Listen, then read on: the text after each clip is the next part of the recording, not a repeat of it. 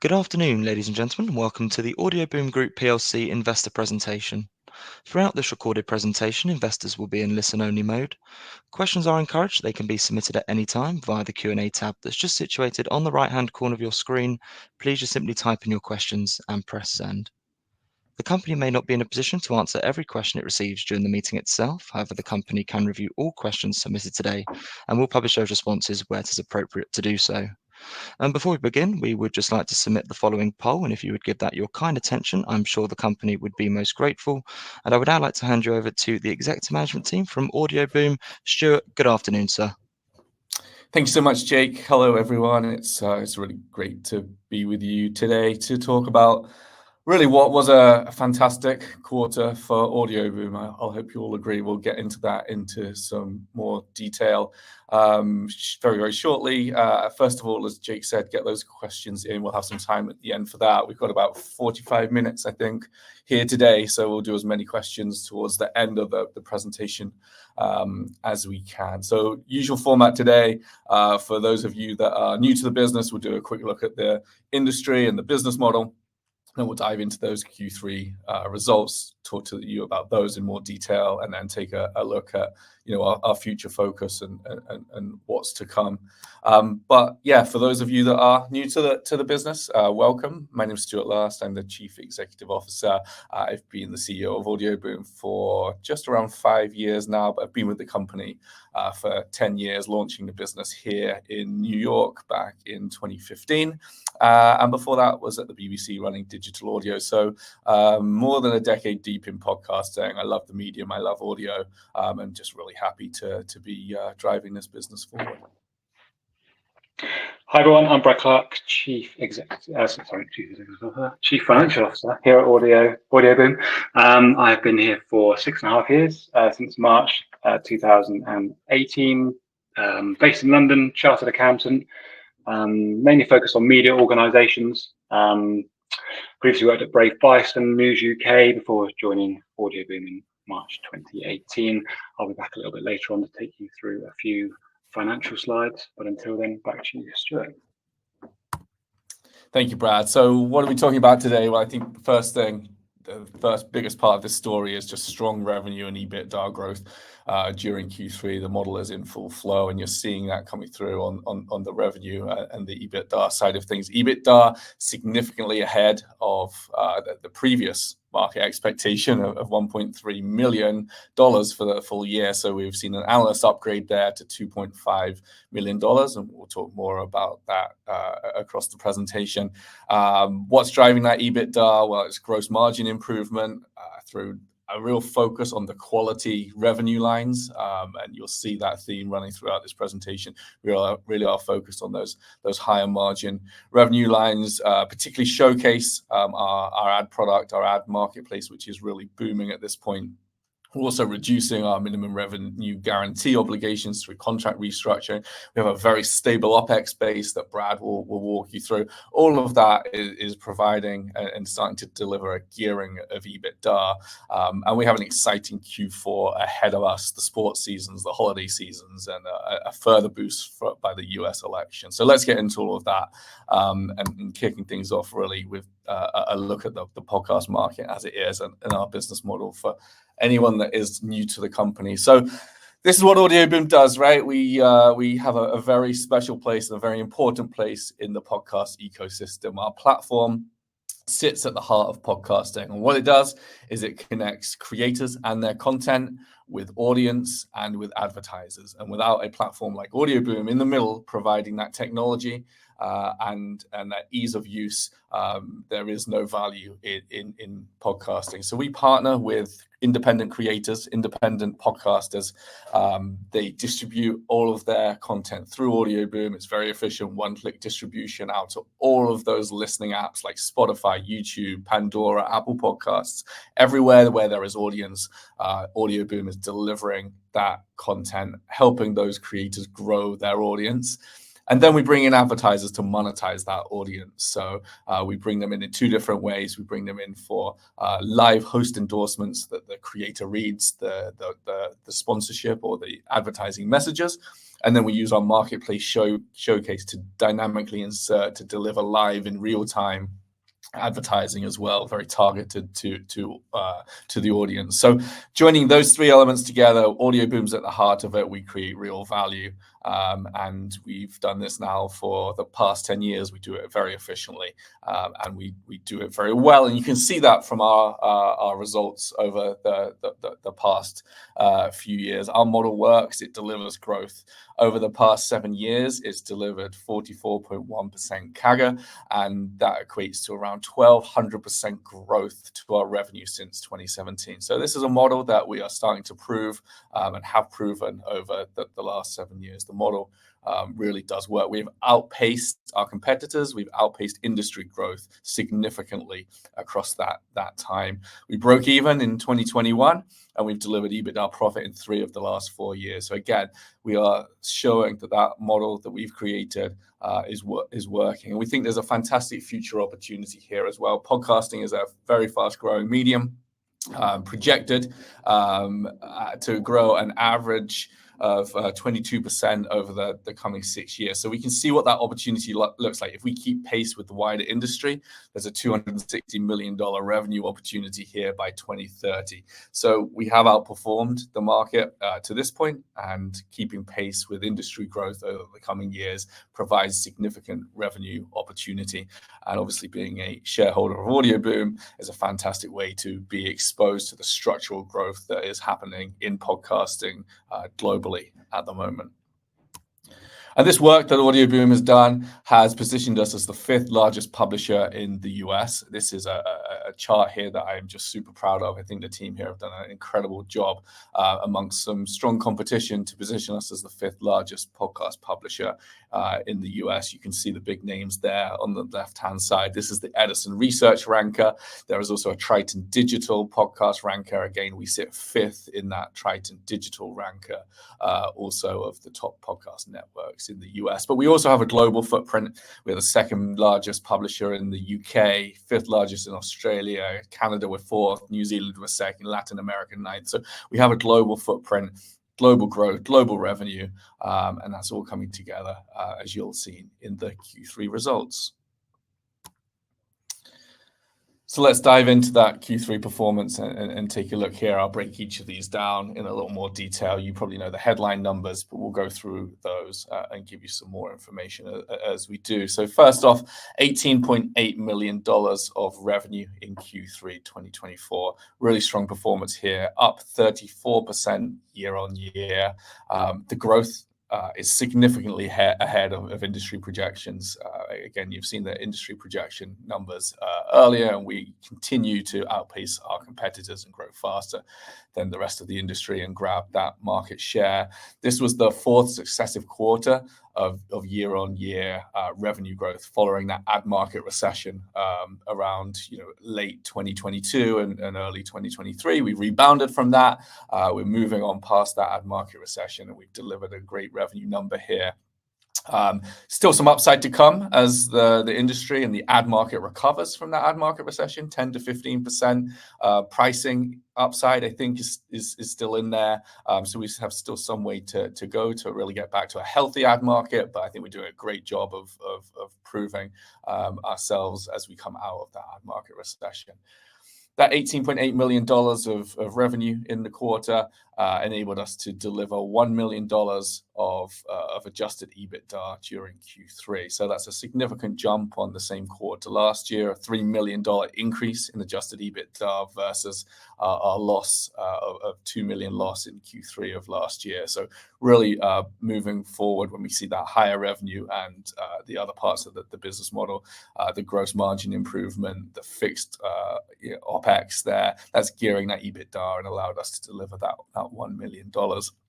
As you know, year to date, that's a $1.3 million EBITDA. So again, trading significantly ahead of the previous market expectation that led our broker today to increase that market expectation up to $2.5 million for the year. As we go through this presentation, I think you'll see that we are kind of brimming with confidence here, and we do feel that we will be able to outperform that new number that's in the market and go beyond that $2.5 million of adjusted EBITDA for the year. And then cash remains healthy, $3.3 million in the bank at the end of September. That's a marginal decline from $3.5 million a quarter earlier. I think the key kind of thing to understand here is that during that period, we paid a $1 million advance to one of our key creators. That was an obligation in the contract with that creator. So a 1 million advance was paid to that creator. That was the only remaining advance payment that we have in the business. So over the past 3 years, we've pushed back against paying advances against revenue, and that was the final one, and that was a $1 million advance during that period, which has led to a marginal cash decline at the end there. And of course, as you know, we have a $1.9 million overdraft facility to make use of as well, giving us some further comfort. I'll walk through our KPIs next. We release these every quarter, and they tell something of a story about the health and the growth of the business. First off, we'll start on the left-hand side here. This is our global downloads number. It's our monthly average across the quarter, and it highlights the size of our network and how big our network is growing. Let's talk about the chart first. You can see very good, consistent growth from early 2020, really through until the final quarter of last year, getting up to 127 million monthly downloads at its peak. And then you see a drop off there, and I've highlighted it. That is the result of a change that Apple made to their iOS and therefore their podcast listening app. And that changed the way that podcasts are downloaded, and it had a pretty material impact in downloads across the industry. AudioBoom fared better than most of our competitors in that. And as you'll see, and I'm really pleased to show you off today, the impact of that Apple iOS 17 lasted around 9 months. We're now starting to go back up again. So podcasts were downloaded across our network around 96.5 million times each month during Q3. And that's that slight uptick from Q2. So we're turning that corner, and we'll see network downloads starting to slowly move back up. And of course, as you know, downloads equals available advertising inventory that we can go out and to sell and monetize. So it's a good proxy for the size of our inventory levels and what we can go and monetize and how big we can grow our revenue. eCPM, that's our second KPI. That's the middle chart here. eCPM is the amount of revenue that we extract from every 1,000 downloads across the network. So it's a sign of how well we optimize our monetization. It's a sign of how well our pricing is doing, how well our fill rate and our sell-through rate against our inventory is doing here. So again, let's look at the chart. Very strong, consistent growth from early 2020 onwards. Then we saw a dip. That's that global ad market recession that I talked to you about through late 22 and early 2023. And then you see us there on the right-hand side of that chart rebounding very strongly over the past 4 quarters where we've seen that revenue growth. We've been resilient to the ad market recession. We're growing again, and we hit a record $66 per 1,000 downloads in the last quarter, driven by that high revenue number. So we are really extracting more value from every 1,000 downloads than any of our competitors. That is a market-leading number, and it's a number that should also move forward in Q4 as we go into a strong demand period for the business. And then finally, brand count, the chart on the right-hand side here, the number of advertisers that pays AudioBoom every month to advertise across our network.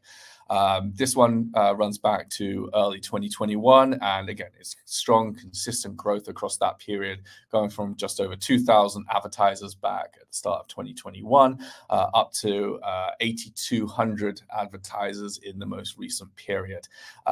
What you're seeing here, you're seeing a slight plateauing on the top right here. This is a change in pricing strategy. So we've lifted our floor pricing, particularly around Showcase, our automated ad product. We've lifted that floor pricing. It forces advertisers and brands to pay more to be on our network. So therefore, it limits slightly the number of brands that can afford to pay us to be on the network. But overall, that pricing strategy drives revenue.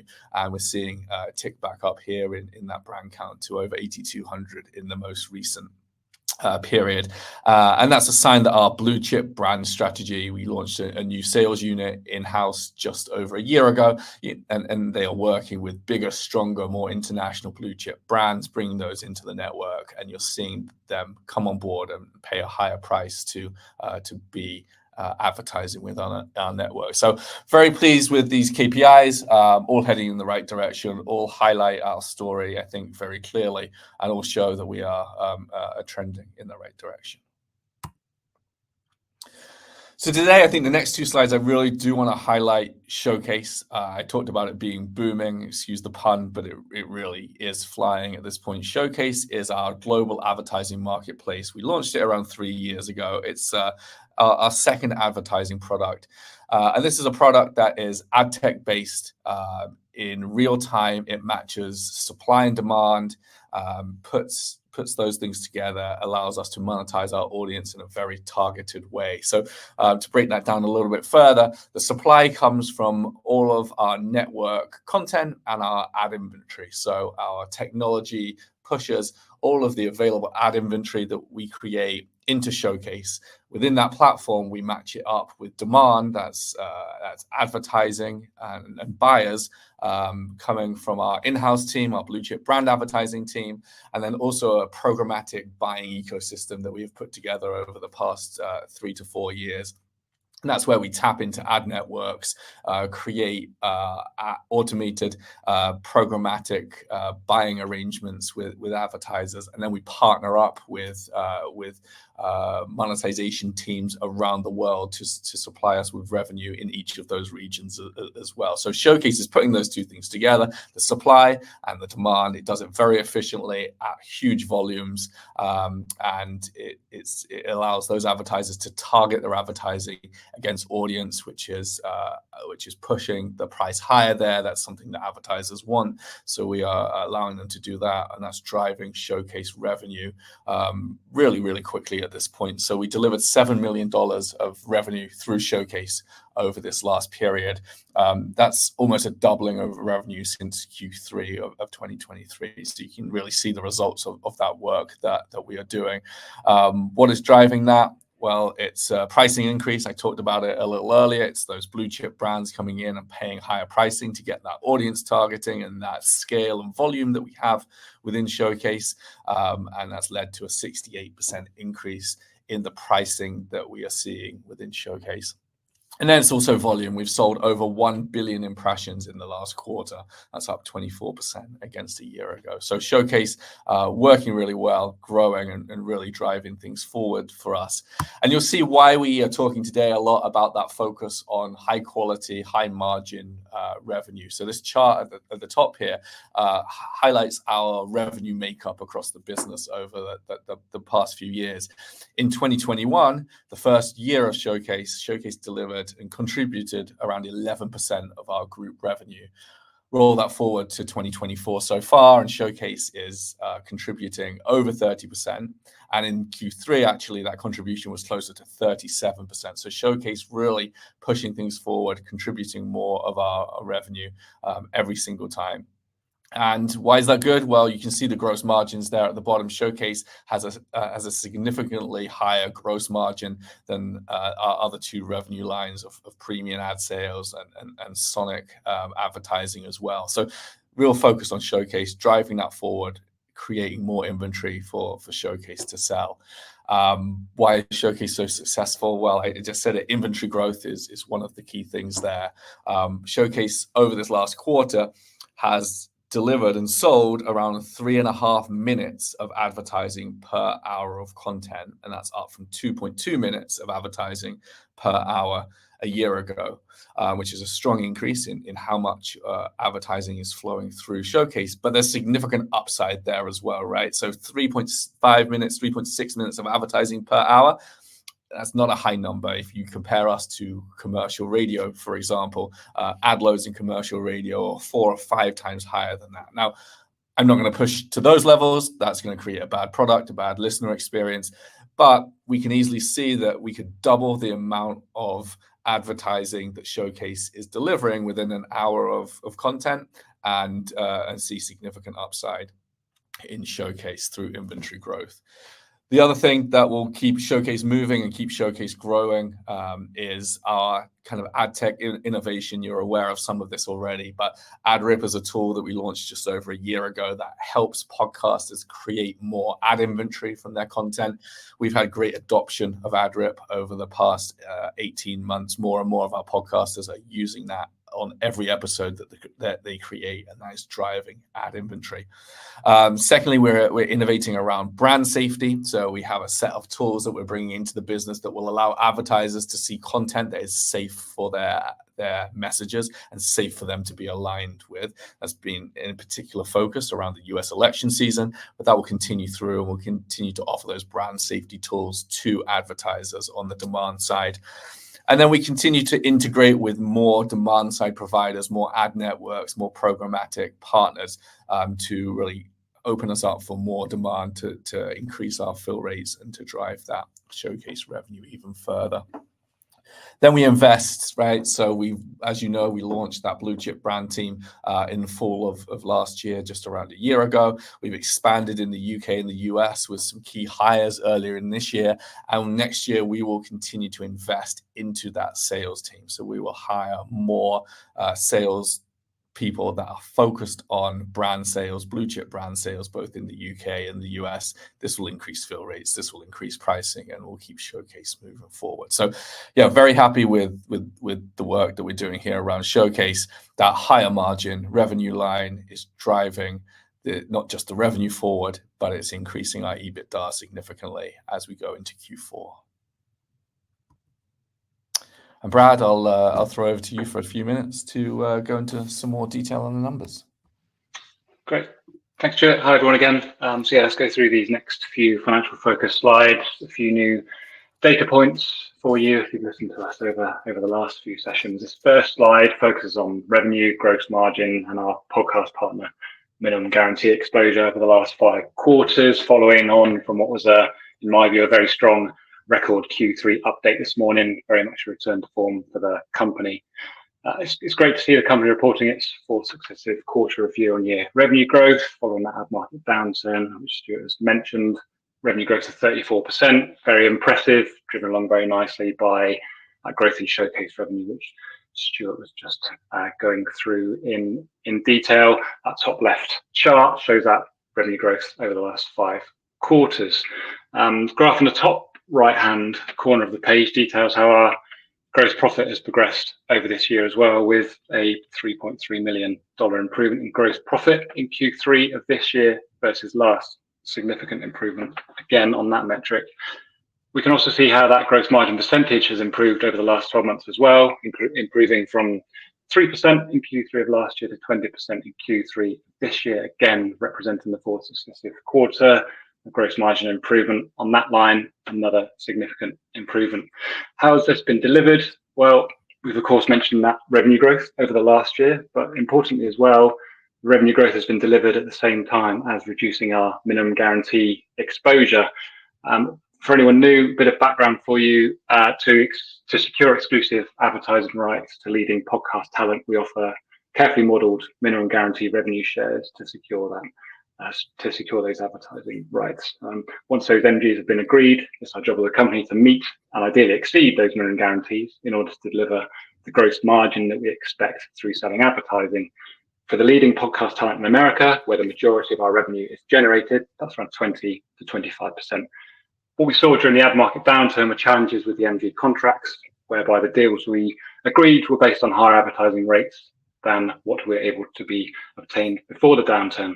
And we refer to this gap as a minimum guarantee true-up, effectively a shortfall on the agreed minimum revenue share and recognition of a lower gross margin than anticipated. What the company's done and worked extremely hard to do over the last 18 months is honour all contractual minimum guarantees to maintain our relationships with our podcast partners. That's an important reputational point for the business. And when contracts come up for renewal, we restructure them to make sure that the new MG levels are attainable. What the graph in the bottom right details, well, that's the percentage of content partner payments that relate to MG true-ups over our total cost of sales. We can see that spike in Q3 of last year, where we recognised our exposure to MG true-ups in our P&L, hence the EBITDA loss in Q3 of last year. But since Q3 of last year, we've seen our MG exposure significantly decrease quarter on quarter as we focused on maximising the value of our inventory on MG shows. We're now clearly seeing the beneficial impact of the contract restructuring. Reducing the exposure to MG contracts, as well as increasing that top line revenue number, has had a very beneficial impact on the gross margin recognised, and importantly, the adjusted EBITDA that we report. So let's go forward to this next slide. What we can see on here is our OPEX and adjusted EBITDA. Well, what we've said consistently over the last 18 months is that our OPEX base doesn't materially change. And when we return to significant revenue growth, our adjusted EBITDA would grow because the cost base wouldn't change at the same rate as our revenue growth. Well, that's exactly what's happened in the third quarter of this year. We've grown revenue, we've reduced the MG exposure, OPEX base didn't change. Guess what? That EBITDA has increased. That's really pleasing to see, and it's validation of what we've been communicating in recent updates. In terms of the OPEX, we can see that on the left-hand side, that's in line with previous quarters at 2.8 million, and our adjusted EBITDA reached 1 million in the third quarter, 3 million higher than Q3 last year. As a total, the OPEX didn't change, and the consistency of that OPEX hasn't changed either, with around 65% of the costs spent on staff and commissions and 25% on technology costs. That consistency will continue as we go forwards. I view us as efficiency leaders within podcasting, just 39 employees within the company generating over 1.3 million of revenue per employee on a year-to-date basis this year. And I think that compares very favorably if you compare us to other podcast companies or companies within the wider media as well. We compare extremely favorably on that revenue per employee metric, and we've actually done that exercise internally as well with a basket of similar companies, and we compare very favorably on that revenue per employee basis. On the next slide as well, with our DSO as well on the right hand side of this page, we can see that DSO consistently remaining below 90 days, which is our target. Q3 this year it was 77. As I say, we're very efficient in this company, collected very close to 100% of revenue booked this year. Revenue recognized comes with minimal risk attached, as we can see on the bar chart on the right hand side as well. Under 100k of bad debt provision and write-offs last year, that's just 11k this year. So as a proportion of revenue, even last year it was tiny, this year it's minuscule. So that gives us comfort in terms of the revenue that we have been recognizing. Cash balance relatively consistent over the last year or so, but given the increase in revenue recognized in the third quarter, associated revenue share payments will also increase as well. So we effectively, there's a question from this from one of the listeners earlier on in the presentation, Andrew, I think it was, in terms of why doesn't that growth transition directly into cash straight away? Well, in terms of revenue recognition, we're recognizing the revenue for advertising when the podcast is broadcast. On average, we're taking 77 days to collect that revenue. Some customers pay within 30 days, some slightly longer. We're paying our podcast partners on 30-day terms. So there's a timing impact there, Andrew, in terms of when we are expecting to see that cash flow through into the business. But given the significant increase in EBITDA, we're also expecting that to flow through into cash in the business, especially when we're not writing any of that revenue off. So hopefully that answers that question, Andrew, but let me know if it doesn't. Going back to the cash point, we also need to make sure our collections are on point through the final quarter of this year. Obviously, Q4 is going to be strong revenue-wise. Q1, we'd expect that seasonally to be lower, and therefore we'd expect revenue share payments to be lower as well in Q1. So therefore, in Q1 of next year, collecting the higher revenue numbers that we are recognizing, that's where we're expecting some improvement in the cash number there. Historically, adjusted EBITDA has been a proxy for cash generation. Still true, with a caveat that we have provided for a couple of onerous contracts in 2023, and we are servicing those, which is why, again, while we're not seeing that improvement in the cash position, once those contracts end next year, the expectation is that once again, adjusted EBITDA will be a proxy for cash generation. Hopefully those data points and those new data points give you a good background in terms of what we're looking at in terms of the quarter, please continue to send in the questions. Hand it back to you, Stuart, to wrap up for the Q&A. Thanks, Brad. All right, last little section from me, then we'll do some Q&A then. Here is what we're focused on, really, I think, for the last part of this year. No surprises here, I think. We're expecting strong revenue growth again in Q4. Q4 is, as Brad said, seasonally the strongest period for the business, and we expect nothing different this year. So as of today, 71 million, more than 71 million of revenue on the books, with 2.5 months of the year still to go. So we're in a strong position right now. We have our brand sales focus. Our team are continually working on getting into those bigger international blue chip agencies to connect and partner with brands in this final quarter. We're expecting further expansion of Showcase. I walked you through all the elements of that and why Showcase will continue to grow and to move forward very quickly, and all the pieces that we're investing in and innovating around to improve that Showcase growth. The reason why Q4 demand is so high comes down to a few things, but the NFL season in the US is a big driver of our revenue in Q4. English Premier League as well does the same in the UK, and of course it's holiday season, so lots of demand from advertisers around Thanksgiving and then the Christmas period. Also, this year we're further boosted by the US election. We have, as you'll have seen a couple of weeks ago, renewed contracts with some of the biggest political and news shows that are out there, and those are driving revenue through us for this US election season and beyond.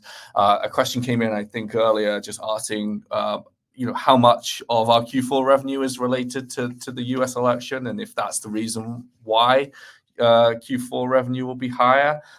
It's a small reason why, right? It's a nice boost, but Q4 demand is always higher. The election will just add to that and take it on a little bit further. So it's not that our full performance in Q4 is related to the US election. That's a small chunk of it and a nice chunk to have, but really it's the success of Showcase, the brand sales, and the Q4 demand that will be pushing that Q4 revenue. And then, of course, I highlighted it earlier, but we are back to network growth. The impact of the Apple changes falling away, less prominent now. So the network is growing again, more downloads, more ad inventory, more for us to sell in our highest demand period of the year. So that's the revenue growth side that we're focused on. The EBITDA side, we said it before, the analyst has upgraded full year EBITDA to $2.5 million. We're confident of beating that. So, it's those reductions in minimum guarantee obligations that Brad talked about, the restructuring of contracts, and also the renewal of contracts on more favorable terms. That's reducing our minimum guarantee obligations, less true-ups, higher gross margin that flows through. Showcase gross margin, as you saw, is higher at 31%, and it's contributing to more of our group revenue. And then our stable OPEX base hasn't really changed for a number of years. Very efficient there. Those three things combined, we'll see that EBITDA gearing across the final part of this year. So we're excited about Q4. We are very excited about bringing you those results in early January. AUDIOBOOM is in a great place, rebounded, been resilient to those ad market troubles of kind of 2 years ago. 4 straight quarters now of EBITDA growth and revenue growth, analyst upgrade on the EBITDA side. We're just really pushing forward hard here, and we're investing and innovating in all the right areas. So AUDIOBOOM's in a great place, and I will hand you back to Jake and be back with the Q&A in just a moment. Perfect. That's great. Stuart, Brad, thank you very much indeed for your presentation this afternoon. Ladies and gentlemen, please do continue to submit your questions just by using the Q&A tab that's situated on the right-hand corner of your screen. But just while the team take a few moments to review those questions that were submitted already, I'd just like to remind you that a recording of this presentation, along with a copy of the slides and the published Q&A, can all be accessed via your investor dashboard. Brad, Stuart, as you can see there, we have received a number of questions throughout your presentation this afternoon, and thank you to all of those on the call for taking the time to submit their questions. But guys, at this point, if I may just hand back to you just to read out those questions and give your responses where it's appropriate to do so. And if I pick up from you at the end, that would be great. Thank you.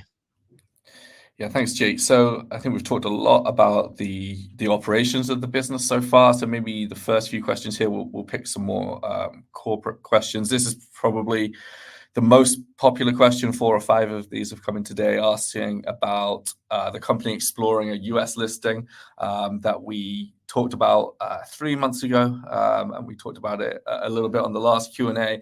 And it says, can you update us on the exploration of a US listing? Yeah, look, as you know, we share your frustration around the value of this business and the share price relative to our performance. We're just announcing this record performance in so many areas. Relative to that, the share price has just never been this low. And today's small increase, very small increase at this point, highlights exactly that. So we're frustrated with AIM, we're frustrated with the share price and the valuation of this business. And so we wanted to understand whether being listed in the US would materially improve that valuation and what that process would look like. And that's what we talked about a few months back. We have made good progress, I think, there over the past few months. We spent a lot of time since the summer seeking out and in conversation with many trusted and experienced people, everyone from capital markets teams in the US, legal, logistic side of things. A lot of information has been shared there, and it's been very helpful. I think we still need to do more work. There's more information needed there, but I think what is clear and what we've heard a lot is that I think we need, as a business, just a little more scale before we make that move, right? There's some key numbers that we hear time and time again, and those key numbers are really $100 million of revenue and $8 to $10 million of EBITDA. And the reason for that is because at that size, that would enable us to be visible and of interest to more sophisticated investors in the US. What we do not need, right? What this business does not need is to move to the US and just be in the kind of the sights of, unsophisticated lower class investors in the US. That's not going to change that valuation. That's not going to be good for this business. So we need to be at the right size to make that move. So that's $100 million of revenue, $8 to $10 million of EBITDA. And I think the exciting thing here for me is like that's not a move that we're making tomorrow, but there's a very clear path in our results to those numbers. Particularly if you think about those on an annualized basis and what we're going to do in Q4 in this business and how next year is looking, there's a very clear path to those numbers that will give us that scale, that visibility in the US to formalize that move. And I'm really excited that we are on that path to being able to do that.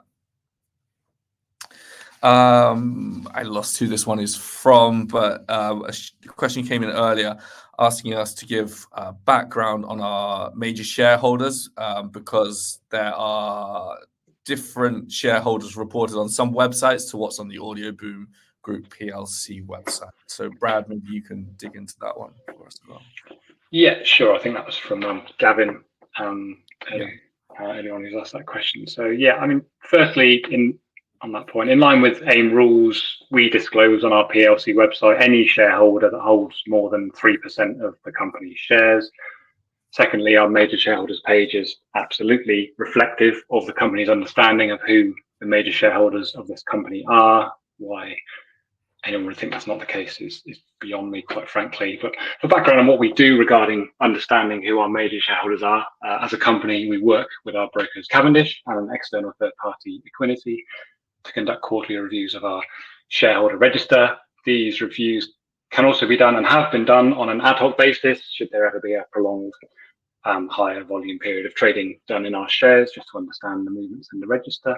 The information from the analysis is subject to a caveat. It's only good as the information being returned to Equinity, but given we've been doing this for quite a few years, obviously we would expect ourselves to be able to detect any unusual information in the analysis received.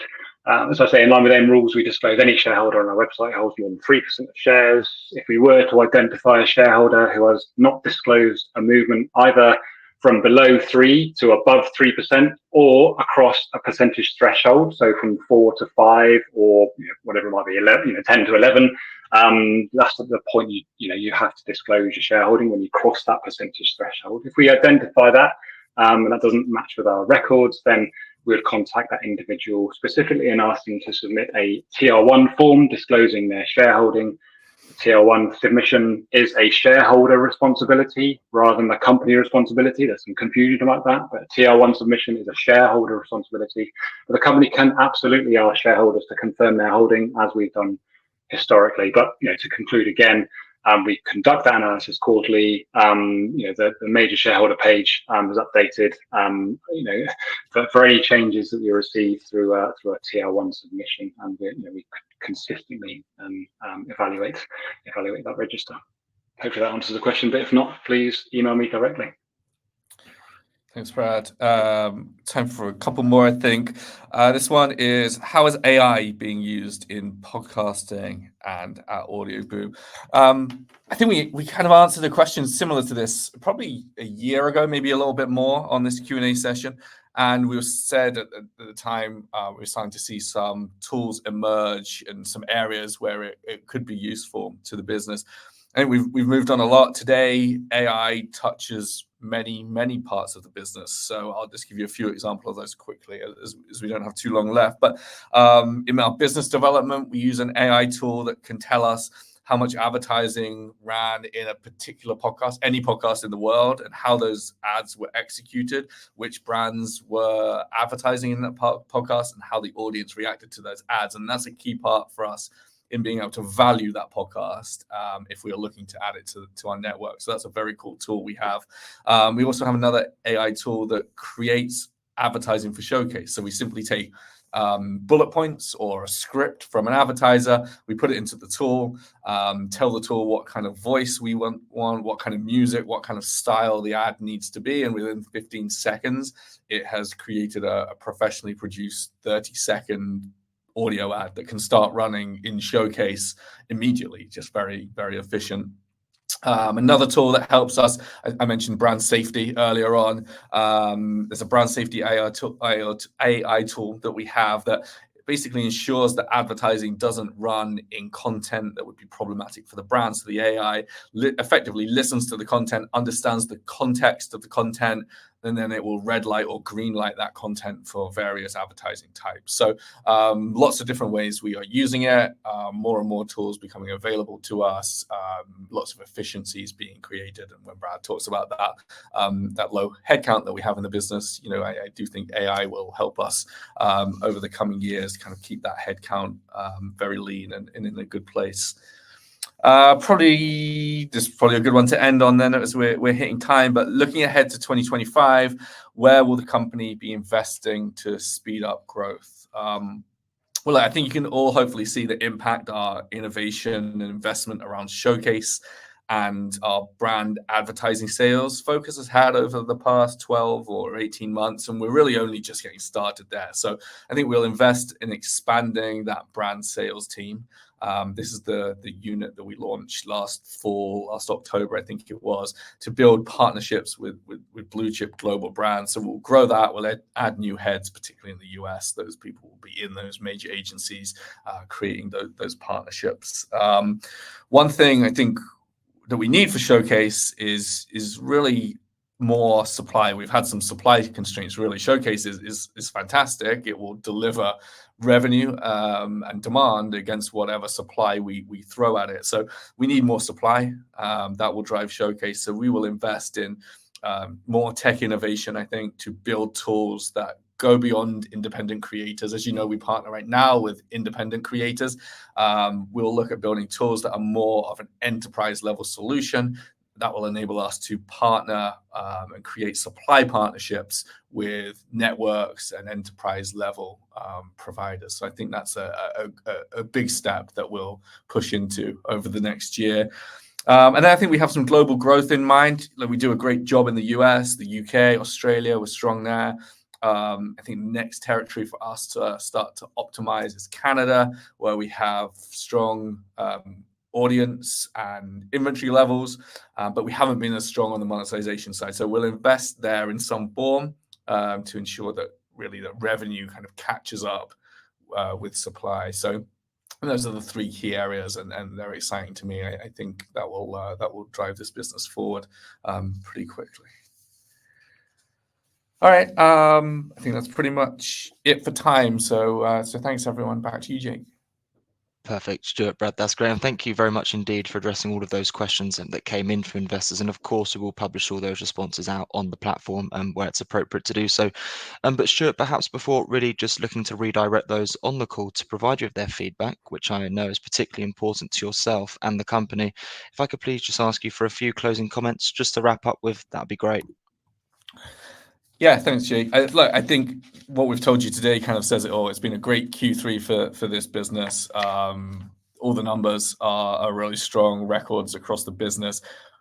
We are very, very confident that Q4 is going to be even stronger, and again, we'll drive things forward. This model works. The industry is growing. We're taking market share.